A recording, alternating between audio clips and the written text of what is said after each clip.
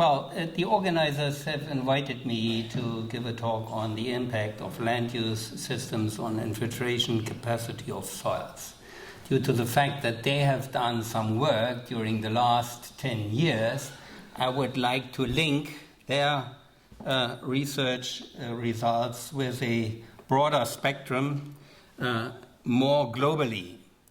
But I would not start without a foreword. Although Ewald is not in the room, all life depends on available water. This is true, but for me, all life depends also on human good life, and human good life depends on authentic good friends and colleagues.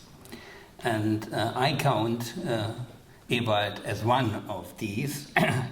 It's a contribution dedicated to him and clearly also to Sylvia, the left and the right hand of him.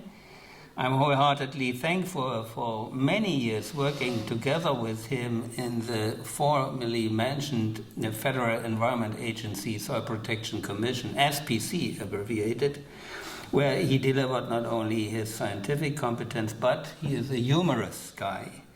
With several unforgettable moments he has delivered, molded with his English humor-driven remarks and comments. As you might know, that he is meanwhile also located in Great Britain, independent whether there will be a Brexit, yes or no. He is traveling to Whitby several times a year, having an apartment there. So, Ewald and Sylvia, you are also in the focus of this prelude and with the contents of this paper. Soils should act as media providing beneficial water flows. That's quite clear. In most cases, all water evaporated from soil and transpired by plants originates from either precipitation, irrigation, or waterlogging. Infiltration, included in this headline, is the entry of water into the soil, the movement of the seepage water percolating from the soil surface or upper layers vertically downwards. One of the SPC's priorities was and is reduce landscape taken up by building and traffic infrastructure at the cost of agricultural land. This is in Germany still about 70 hectares daily, and it's newly increasing. Urban areas, we can estimate 50% willfully sealed. Infiltration is hindered, and we do not speak about cobblestones used for a kind of sealing in the former years. There is a kind of thinking coming from urban areas, coming from the cities, covering the landscapes, and there is an urban thinking changing the landscapes and our view on them.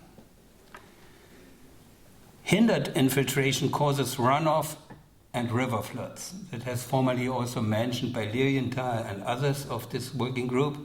Also in the CIEC Symposium we have experienced in former years.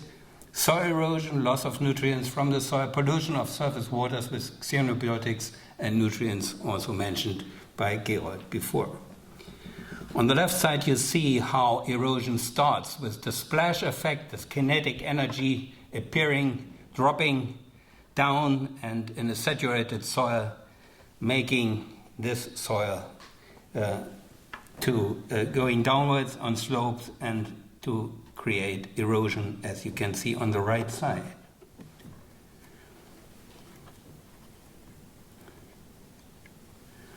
Plant growth, potable water and climate are a function of well-managed water flows through the soil, but the entire infiltration capacity, maximized infiltration rate, water storage capacity, and water availability, all these aspects have to seen together in the soil of the different land use systems are variable and shortened by many and different reasons. So I would like to link the contents of this report to a thesis under supervised by Ewald. This thesis of Al-Hassoun dated in year 2009, dealing with infiltration rates. And the results are listed here, and I would like to deliver some background information also of the 80s and 90s of own work that we have done. Firstly, strongly influenced by the land use systems. Forests have a higher infiltration rate than grassland, compared with natural succession, higher than in arable land and higher than in the formerly mentioned urban area. Secondly, infiltration rate has a considerable effect on, is considerably affected by the agricultural management. So reduced tillage systems, or we can call them firm soil husbandry, FSH, latterly mentioned, direct seeding, DS or no-till NT, versus mouthboard plowing, loose soil husbandry, LSH, and organic farming are considered as to be important. So some words on the forest. What is the advantage for the infiltration rate quite high in the forests? The canopy cover in 2 layers. The leaves in the trees, but also the litter on the soil surface. The soil rests over the decades. So beside the high LA canopy, also the leaves dropped to the soil surface, and having there a soil cover accumulating over years. A slowly degrading litter, a high content in soil organic matter in the topsoil, a high mycorrhization, especially for aggregation of the soil aggregate stability, important. There is the first result given some years ago for the home field advantages of these microbiomes acting in the soil, in the forest. Meanwhile, we have new knowledge gained also for the grasslands, mentioned later. A low water capacity is also given there, so normally we have forests as site of clear water springs coming up quite fast after heavy rainfalls.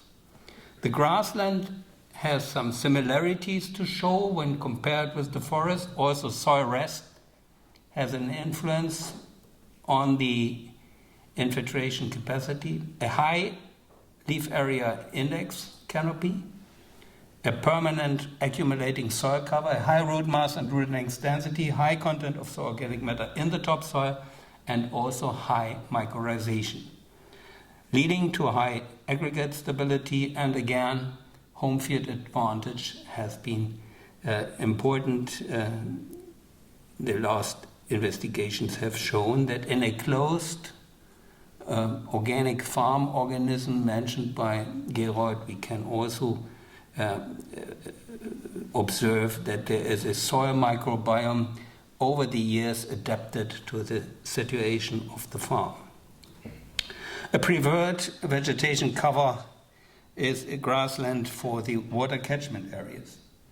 So arable land is quite susceptible for erosion and runoff due to the fact that heavy machinery and intensive tillage is performed, and this is traditionally done worldwide. This is a picture of an oxysoil conditions, Lawrence, in Brazil, in Paraná, showing a 700 tons soil loss per hectare a year after heavy rainfalls. They have a high precipitation rate of 60 to 80 millimeter per hour, and this slips and this shows the soil eroded. Although counterplowing has been performed, a traffic ban appears and no soil cover, a bare soil, is given under these site conditions. So what can we see here on this terra rocha soil? They have introduced in a German-Brazilian partnership we have done with the former GTC there on site. You see here the splash eroded soil as a function of the irrigation time, and you see that you can diminish the loss. Conventional is a disc plow tillage with a reduced tillage system and direct seeding to only 8% and 33% loss after 60 minutes of irrigation. So these things do show what we can do when covering the soil surface, mimicking the situation of the grassland or compare it with the forest land. Nevertheless, it is not true to think that we should establish an environmental system like that we found in the forest on arable land. So worldwide, we have the same patterns. After tillage, with heavy tools, we have a traffic pen, and this is shown here left side on the terra rossa soil. You see the difference between conventional tillage, disc plow, minimum tillage, and direct seeding, that you have a loosened soil in the upper soil layer, but then there is a clear plow pen. You see on the right side on the loessier soil in the institute where I do come from Germany, in Göttingen, you have the plow pen or a traffic pen clearly on the left side, and on the right side in the untilled, for decades untilled plots, you can see that there is a difference between the top and the deeper soil layers. We can overcome these traffic pens with bioporing. Bioporing done by taproot systems or with earthworms. What you can see here, untilled on the right side, the bigger pores coming up to the soil surface in the untilled plot, a higher percentage of area is covered by these fast draining pores created by earthworms when compared to the disturbed soil on the left side done by the the motorboat plow. The same has been underlined by Al-Hassan in this dissertation I've mentioned. Shallow and deep plowing compared earthworm abundance individuals per square meter higher after shallow. And what you see in the table is that on the right side, the anessic earthworms in the shallow tilled soil are quite higher than in the deep soil. And you see that also the adults, the population of the adult earthworm is higher and shallow, so not disturbed by tillage, and this has an effect on the infiltration rate, as you can see here in this dissertation. On the right side, you see that with shallow tillage, you have a higher infiltration rate compared with deep tillage on the infiltration. In a measurement that has been done in Göttingen University after Bäumer's guidance in the 80s, you see here the relationships. You have the loose soil husbandry compared with the firm soil husbandry. You have the ceiling at the start higher in the loose soil husbandry. The straw mulch covering the soil is quite lower. The earthworm borrows lower. So you see firm soil husbandry leads to a higher coverage, to a higher number of earthworm burrows, and the infiltration is enhanced. Also, the steady state infiltration at the end is higher compared with the steady state infiltration in the loose soil husbandry. So it's an advantage, especially for loessier soils, and this is a tool how to hinder erosion with a reduced tillage or direct seeding. In Brazil, if we compare the situation on the southern globe compared with our temperate climate here, you see that no tillage is quite effective on the infiltration, high infiltration rate after the irrigation time. You see there's meanwhile no difference can be seen between the effects of the different rotation, but on the disc plow plot, you see there is a differentiation. So there is a coverage, a cover of the influence of tillage above the situation given by the crop rotation. Well, the effect of soil carbon and tillage should also be mentioned. Again, I have mentioned that tillage covers the effects of soil carbon, and it's also the question where the carbon is located. You see here, this is on 2 sites done by the group here in Braunschweig and in Mariensee, shallow and deep on the right side, and conservation tillage and conventional, all showing that infiltration rate is higher when the reduced tillage is performed. The other approach is organic farming. If we compete with such a system, especially on the southern globe, it's complicated. If we compete here with such a system to increase infiltration rate, we must learn that there is a tool often used in organic agriculture, this is the moldboard plow. So soil fertility building entails a lot of factors. Some have been mentioned by Gilroyd. Diversified crop rotation, including grassland elements, so ley farming is performed, soil rest, accumulation of soil organic matter, biopore formation via taproots and anathic earthworms. Then we have to encourage and enhance the biological processes, the biocenosis, symbiosis, and especially biological nitrogen fixation. Predominant use of farm-produced manures, especially of ruminants, using the grassland and roughage, and compost, mentioned by Gilroyd. So these tools should counteract potentially negative effects of the essential moldboard tillage.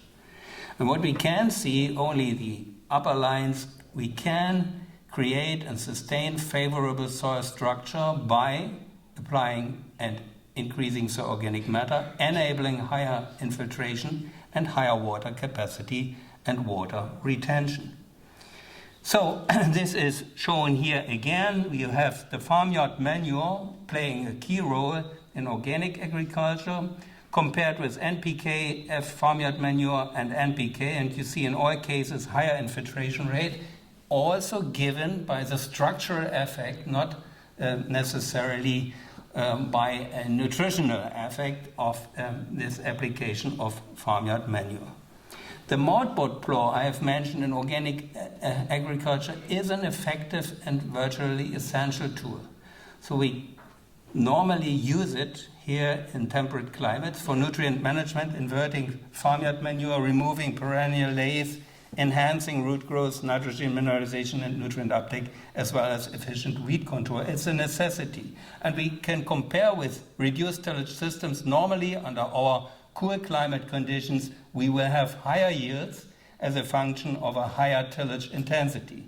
And this is due to the fact that a higher N uptake is given in the early spring. The soil is not warm enough, so mineralization does not take place, nitrification is retarded, and a higher leaf area index is created by using this tool. Higher tillage intensity leads to this effect that has been mentioned by our colleague from Portugal before, water efficiency.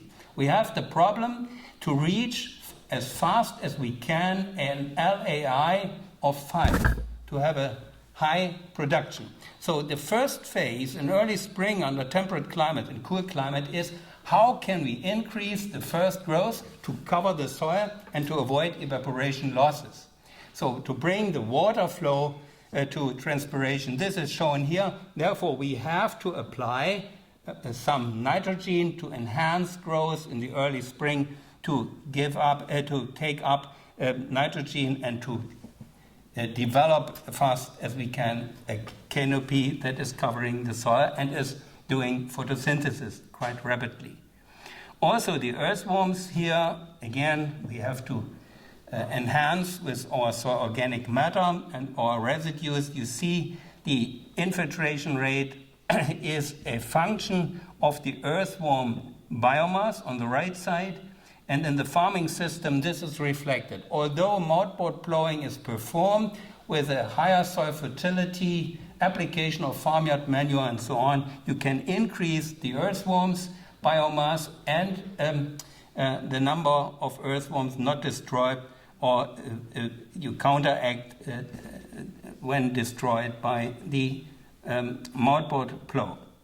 Again, the H structure shows also some positive aspects. I would like to summarize these aspects with this case study presented formally by Lilienthal of the working group.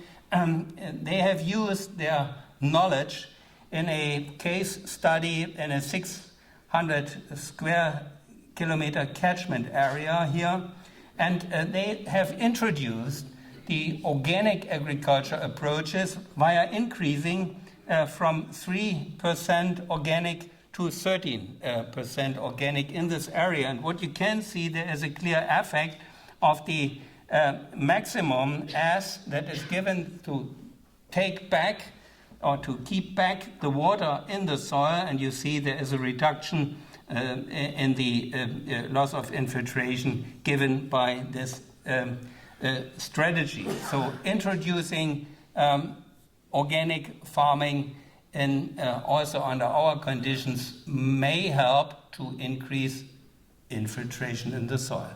But can we do more? Can we improve the system also in organic? Yes, we can.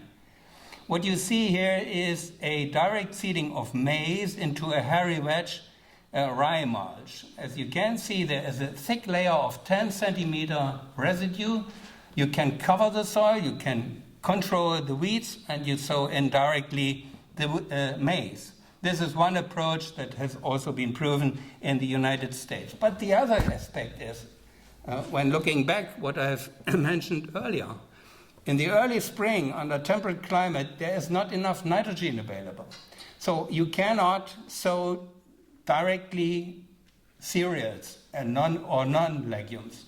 Therefore, our approach was, shouldn't we use grain legumes? In this case, you can use faba beans, for instance, sow it into a straw mulch layer of a former cultivated oats, and then you can cover the soil with the straw residue, you can press weeds down, and you have the nitrogen directly fixed by the faba beans. So this is performed here with a Brazilian direct seeding machine in Bonn University, in my institute, in the beginning of this century. And you will see that there was residue straw of the cereal, oats straw, and a directly sown faba bean. And you see here in the stand, we have opened the stand for this picture. You see the coverage of the soil, the residues, pressing weeds down, controlling the annuals completely. There is only dandelion plant here on the left side can be seen. We can reach the same level of yield, as you can see, by increasing higher amount of straw. That means the pre-crop must yield high to leave enough residues for sufficient coverage. The higher the coverage of the straw residue, the better is the weed control, and the more you can harvest in grains. And there is the effect of the weed control shown here on the right side. With the straw mulch increased from 0 to 4 tons to 6 tons, you have a decrease in the wheat soil cover, but it is not a decrease that is comparable to the plow situation on the left side.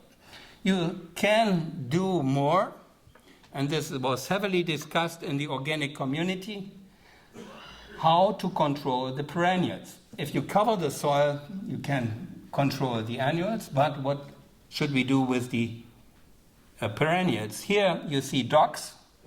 On the right side, the effect of citronella oil sprayed on the docks, and you see it is as if you have used glyphosate. So citronella oil can regulate docks leaves, can regulate perennials, at least can hinder the assimilates to feed the roots. Coming to the conclusions, high infiltration rates are a function of improved soil properties, which can provide a high protection for soils against degradation, floods, and erosion. The group of Ewald, they summarized infiltration rates are an adequate indicator for soil quality. One indicator, and important, but not the only one, is my comment on that. improving the infiltration rate on the landscape scale. We can, or we must have concerted action of all land use systems, and we have to maintain our forests. Complicated at the moment, as you know, since 2 years, drought and calamities outside with bugs. So we have a decline of our forest land. Grassland and wilderness is necessary, landscape scale. But on the field and farm scale, a high impact for impairing fluids and erosion is given when changing your farm management. Currently, only highly erodible soils of the southern hemisphere, the conservation agricultural approach is predominantly based on conservation tillage. In the northern hemisphere, as I've mentioned, conservation agriculture has a wider aspect and is currently best realized by OA. Remember what Gerald has told you? Conservation agriculture does include also nature conservation. So we have to increase soil rest and cover in order to establish more stable micropores. Bioporing is a necessity by using tap roots and perennial crops and enhancing earthworms. Enhanced soil organic matter content will lead to a higher aggregate stability, and we apply solid farm manure as a basis for this. So the answer from my point of view is synthesizing organic and conservation, the best of both worlds, a clear yes. Thank you for listening. Thank you very much. This is showing you the Brazilian machine working as a direct seeding machine also in snow conditions. Thank you. Yes, thank you. So I see everybody has seen this very good combination of theoretical and practical. So we'll have some time for questions. Anybody have questions? Please. I have stopped it. It's 27 minutes. Sorry. Yeah, it's been perfect. Yeah. Any questions? Okay. Thought your talk too clear, very clear, so there's no question. Thank you again. Thank you very much. We invite the next speaker.